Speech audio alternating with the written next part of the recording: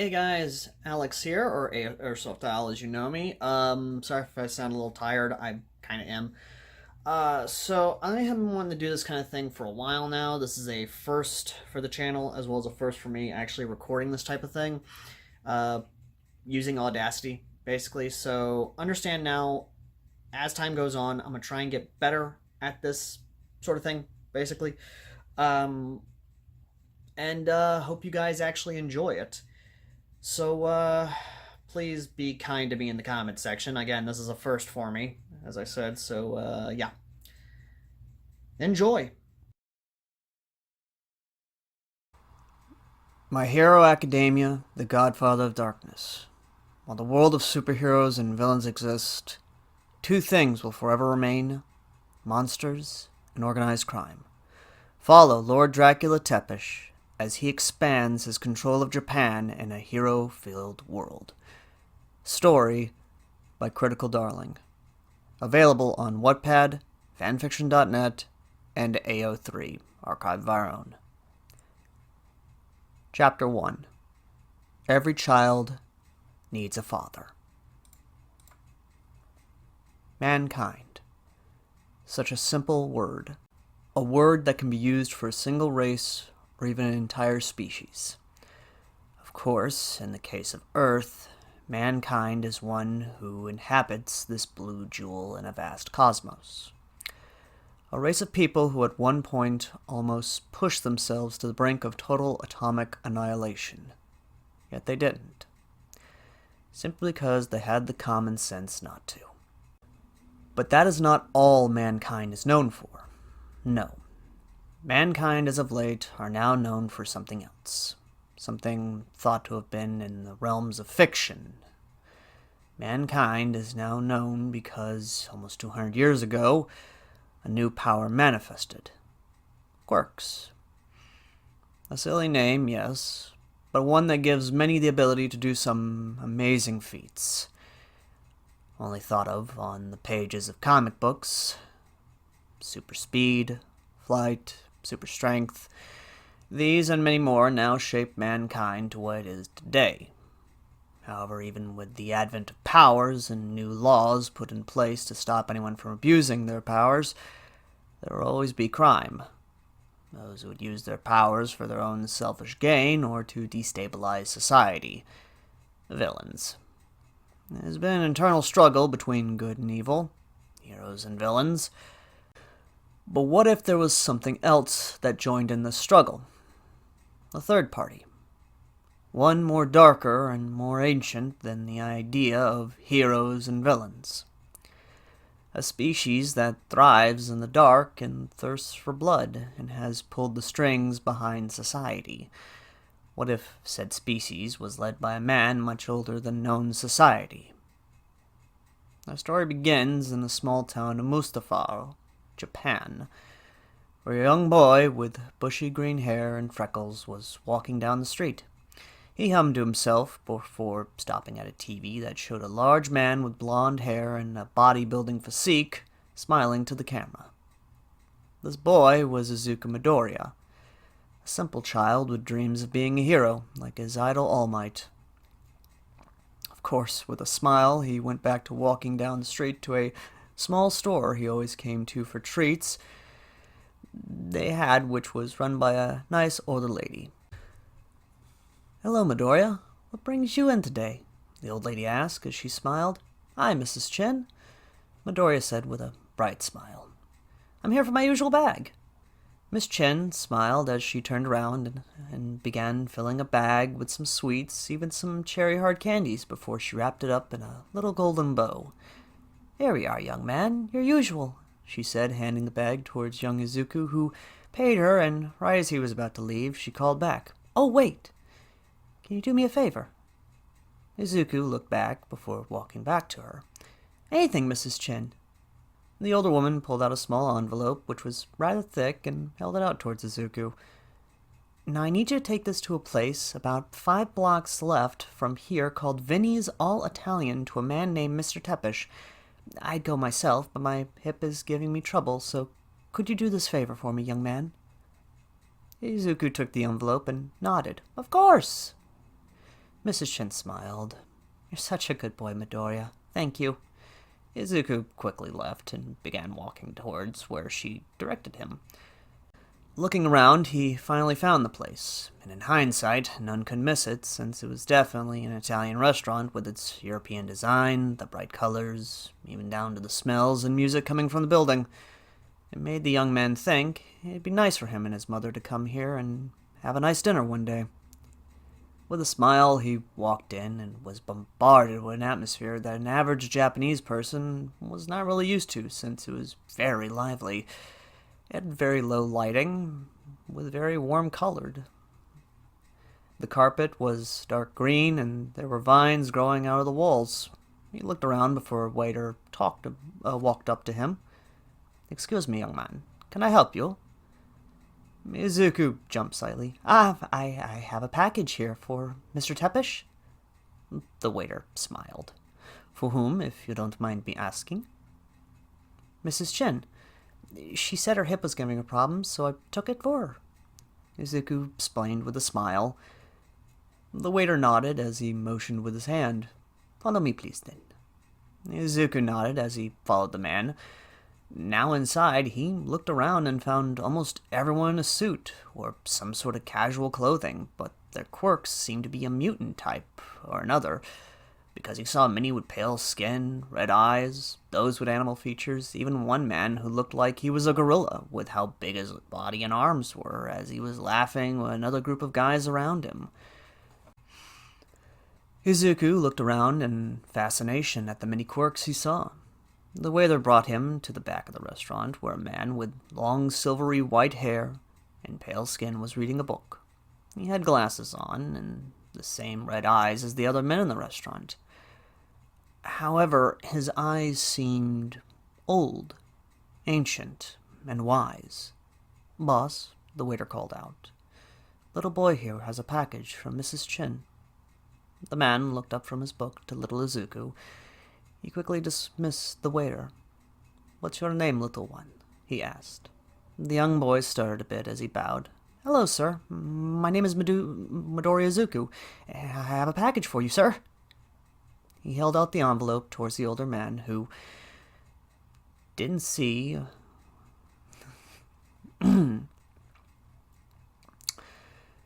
He held out the envelope towards the older man, who he didn't see have a soft smile on his face. He took the envelope from him and placed it down. You've done Miss Chin a big favor, young Midoriya. Izuku stood up straight and smiled a bit. Well, isn't it right to help out our elders when asked? Looking right into the ruby eyes of the older man, he beamed pure innocence and a small hint of childish wonder. This caused the older man to smile before he chuckled a bit as he nodded his head slightly. Yes, that is indeed what one should do for their elders. Now for a little reward. I'll have a meal prepared for you to have before you head home. The man smiled as he ruffled the young man's hair. Izuku shuffled his feet a bit. Thank you. But don't you don't have to do that. The man smiled. It's no trouble at all. You're a growing boy after all. You need to eat. This caused Izuku to nod as he got up to the booth with the man. If it's not too rude, what's your quirk? The man chuckled before asking, Tell me, what do you know about vampires? Izuku shifted a bit in his chair. Well, I know that they are a type of mutant quirk that makes up a large percentage of the quirk users, and that they hold many of the same powers as those from books and movies, even manga. I know that they are sensitive to sunlight, which may be related to those who are born albino, which also have allergic reactions to sunlight. He stopped himself as he realized he was mumbling again before he bowed his head towards the older man. I'm sorry. That was so rude of me. The man couldn't help but chuckle at the young man. It's quite all right, dear boy. But yes, you're right. I am one of them. Now come, let's get through something to eat. A waiter came over and gave him a little menu for what he'd like. The two talked for a bit as Izuku ate some spaghetti and meatballs. The boss of the establishment paid for the meal before Izuku spoke up. It was really nice meeting you, Mr. Tepish. He bowed before beginning to leave. The older man smiled as he gave a small wave before he said to himself, in Romanian, "As it was for me, young one." Izuku walked out of the restaurant and began trekking down towards his home, but that's when he heard police sirens. Izuku turned his head and shrugged, as he thought it was probably another villain attack they were heading off to. Of course, when he went to walk again, he felt something heavy push against his body that sent him towards the ground. "Suspect in custody!" a loud voice shouted as his arms were quickly placed behind him, and he was handcuffed. Izuku was in shock as some pro-heroes were surrounding him as well. "Don't move, kid, and don't think about using your quirk!" shouted a man who he recognized as Deaf Arms, an up-and-coming hero. The officer conducting the arrest looked down at Izuku's shoes and chuckled a bit. Don't worry. Kid's a damn normie." "What did I do?" Izuku cried out as the officer hurled him up. "Don't play dumb with us, kid. You know what you did," Deaf Arms snarled at him. The officer began to drag Izuku away to the car. That's when a large audience was gathering to see what was happening. Among them were the familiar red eyes of a vampire. He quickly ducked back into the crowd to inform someone very important. Izuku was curled up behind bars with his knees to his chest, while his arms were around them. His eyes were red and puffy from crying as he realized his life may have been over, for something he doesn't even know what he did. Of course, his sadness was dashed that the sound of his mother's voice was heard. "Where is my son?" He looked up before shouting, "Mommy!" "Ma'am, please calm down. Your son is being arrested for carrying illegal substance," an officer reported. The woman looked at the officer in rage. "I don't care. Unless you have proof, you will let him out of that cell right now." The officer stood up and snarled. "Ma'am, sit down now," he ordered, only for a deeper voice to speak up. "I don't believe that is how a man should speak to a lady." The entire office went dead silent. When the man walked inside, his piercing red eyes stared him down. "And I don't believe arresting a child without proof will do you any good," he said in a low voice. The officer stood his ground as he said, "Well, that's not for you to say." The woman soon spoke up again. "And you clearly aren't either, considering you haven't been doing your job." The cop looks back at her as he asks with a raised voice, "Just who the hell are you?" The woman shouted much louder as she shouted, "Who the hell do you think you are?" The man stepped forward. "If you do not release that boy right now, I will see to it that this entire station is shut down, and your record permanently marked to the point you couldn't even find a job as a janitor." His eyes glowed bright red as he glared at him. Before the man could say anything, another officer, this time wearing a captain's rank, stepped up. "Now what's going on here? Can't you see we're busy trying to get a confession out of a suspect?" The woman crossed her arms as she now stepped up to the desk. "Well, that's interesting, because that raises some questions," she said, looking at the man who had a Shibu head. "Did you contact the boy's lawyer so that he may be represented?" "No, because I'm his lawyer." "Did you contact his parents when you arrested him?" "No, because I'm his mother. So, officer, don't tell me to wait. Don't tell me to sit down. Just open that damn cell and let my son out, or I'm going to tie this place up in so much litigation that your grandkids are going to need lawyers!" She yelled at the captain as she stared him dead in the eyes. The man looked at her with an impressed look before looking back at them. "I would listen to the lady," he said, to which the captain growled. "Let him out," the captain said. The other officer looked at him before looking at the woman, and sure enough did as he was told. As soon as the cell door was open, the young man ran to his mother, who held him tightly. "Oh, my baby, I'm so happy you're all right." The man stared down at the police, touched his child again. "And we will see your lives destroyed." He quickly led the mother and son out of the police station. Once outside, the mother bowed towards the man. "I am so sorry for what you saw in there. My name is Midoriya Inoko." "It's quite all right, madam. I am Vlad Dracula Tepish. I'm just glad your son wasn't hurt." He bowed back to her. Once she stood up straight, Inko gave the man a smile. "Well, that does raise a question. Why were you here? How do you know my son?" she asked, to which he answered, "Your son brought me something from Miss Jin, who works for me as a distributor for my sweets company." "I was just trying to help, Mommy," Izuku said in a meek tone.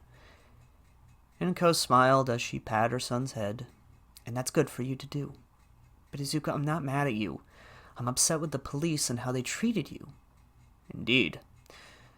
I will personally see to it that they regret touching him," Dracula promised her. "It wasn't just the police," Izuku said. Inko looked at him before kneeling down. "Who else, sweetheart?" "It was Deaf Arms. He was there," Izuku revealed. Inko looked shocked. "That upcoming hero? Are you sure, sweetie?" Izuku just nodded as he also said, "They also called me a normie." Upon hearing that, she brought her son into a comforting hug. "Oh, sweetie." Dracula frowned before looking at her. "Why don't we relocate somewhere a little quieter?" He quickly escorted them away from the building and towards a limo. Inko looked shocked at the sight of the car before she said, We couldn't." Dracula smiled as he motioned to the open door. "Please, it's the least I can do for such a stressful night you both have faced." Inko was hesitant, but nodded as the two went inside and Dracula climbed in after them. "Now, where's your place of living?" he asked, which Inko gave him the address. The limo began to drive down towards their home. Once they pulled up and made their way into the apartment complex, Dracula couldn't help but frown slightly as he asked, "Is this truly where a woman such as you lives? Does your husband not help provide for your family?" Inko took on a pained look as Izuku looked up at her. "Mommy?" Inko lightly pushed Izuku towards the door. "Why don't you go to your room, sweetie? Mommy needs to talk to Mr. Tepesh alone for a bit." He just nodded before he headed towards his room. Dracula and Inko sat down on a couch where he quickly connected the dots. "The father left, didn't he?" She nodded sadly. "When he heard the news that he was quirkless, he left, saying he wouldn't acknowledge such a powerless boy as his own flesh and blood. My sweet baby boy. All he wants is to be a hero, and yet everyone just tells him he can't. He'd just be a casualty." Dracula reached forward and gently held her hand. "Miss Midoriya, you and the boy deserve better. Your son deserves to go to a school where he will not be targeted, where you can get the education he deserves, and perhaps I can help out with your job as a lawyer." Inko looked at Dracula, shocked as she shook her head. "You don't have to do that." With a gentle squeeze of his hand, he added, "But it's the least I can do. Please allow me to repay you for the trouble I have caused you, by at least helping you and your son." He gave Inko a soft smile as he said, "After all, every child needs a father, so please, let me be that father to him that he needs in his life." Inko looked at him before she let the tears fall, and she quickly latched on to Dracula and hugged him. He hugged her back gently. "Shh, everything will be all right." Inko cries began to die down as she whimpered out, "Thank you." Dracula patted her back gently before saying, "I believe first things first, getting out of this terrible apartment and into something nicer." Inko nodded, and in the coming days things changed for the Midoriya family, as both mother and son were brought out of their small apartment and invited to the home of Mr. Tepesh. Of course, Izuku was also pulled out of the school, because, in Mr. Tepesh's words, a boy deserves a good education, which was why he was now enrolled in a private school meant for children of ambassadors, models, those of upper society. Izuku had some trouble adjusting, considering how the rest of the children acted, but Izuku was smart. His analytical skills became better than before because of the proper education given to him. He quickly became one of the best students in the school. Meanwhile, Dracula was sitting at his desk with a hologram showing 3 women. One had dark skin, brown hair, and bright blue eyes. The other had pale skin, long black hair, and emerald green eyes. The final had auburn hair, orange eyes, and pale skin. "Sisters, good to see you all again," Dracula said, to which bowed their heads. The one with the black hair spoke first. "That it is good to see you, my lord." The orange-haired one spoke with a light English accent. "How is Japan? I hear the sunrise is wonderful." The dark-skinned woman asked what it is you wish to speak with us about. "Japan is quite nice, Lenore, though its occupants leave a lot to be desired. As for your question, Marana, I simply wanted to speak and catch up with you. How is your business going?" Dracula said as he intertwined his fingers together. Marana sighed. "The families are doing good. However, America is still proving to be our biggest problem due to the cartels. Bastards are trying to move into the cities." "Perhaps a hostile takeover will docile them," Dracula said with a small smirk. Marana nodded. "I'll get in contact with my people and see what pressure we can put on the government first before we try anything south of the border." The other woman groaned and complained. "Work, work, work is all you do. You never had time for me." "Striga, I promise you, once this is over, we can go on our month-long vacation." Marana sighed. Dracula chuckled. "Worry about the pressure later. We have all the time in the world. Go, spend some time together." Both nodded as Striga reported. "Same as usual here in my homeland. Talks of revolution, political unrest, return of the old Union. Nothing changed. The military will still sell arms to those who have money." Do you believe the return of the old Union will hinder your control?" Striga laughed. Niet, my lord. These are another bunch of new wave socialists who believe that they can try and bring back the Soviet Union. It is nothing new. All talk, no action. And even if they did try anything, my soldiers will take care of them." "Very good, Striga. Keep me up to date. Now what of you, Lenore? Anything to report in the United Kingdom?" Lenore smiled as she reported. "Ireland is still fighting amongst themselves." Marana chuckled. "Nothing new there." Lenore continued. "The operations here are still going. Even with the horses, even with the heroes bustling one warehouse, they have not been able to find the rest, thanks to our connections to the royal family and, of course, our current sitting PM." Dracula smiled. "Well done, Lenore. Now as for me, well, a hero and a police tried to arrest a young child that brought me protection money from a little sweet store. Luckily, his mother arrived, and lo and behold, she is a lawyer. I've quickly moved them out and into my home. Aside from that, the heroes and police know when to stay out of my business." Marana was shocked as Striga looked curious while Lenore smiled and clapped her hands. "That's wonderful, my lord. When will the wedding be, Dracula chuckled. "I see your humor has not escaped you, Lenore. She's a lovely lady, but not quite to my taste. We're simply there to look after the boy." Striga asked curiously, "And have you found someone to your taste?" "You will be the first to know," Dracula smiled. "Now, is there anything else to report?" They shook their heads and said in unison, "No, my lord." Marana added, "And I wish you luck on your new son," before she clicked off, to which Striga said in shocked tone, "Marana!" before clicking off herself, followed by Lenore, who was laughing. Dracula chuckled before turning off his screen. Leaning back in his chair, he couldn't help but smile. "My new son, huh?" He shook his head, for, in a way, he did adopt another son into his life. Maybe it was the fact he had a bright mind, he was a sweet boy, or maybe because he had that innocent nature about him. Or perhaps it was all the above. Dracula smiled as he went back to doing paperwork. And this was how it was for the coming days.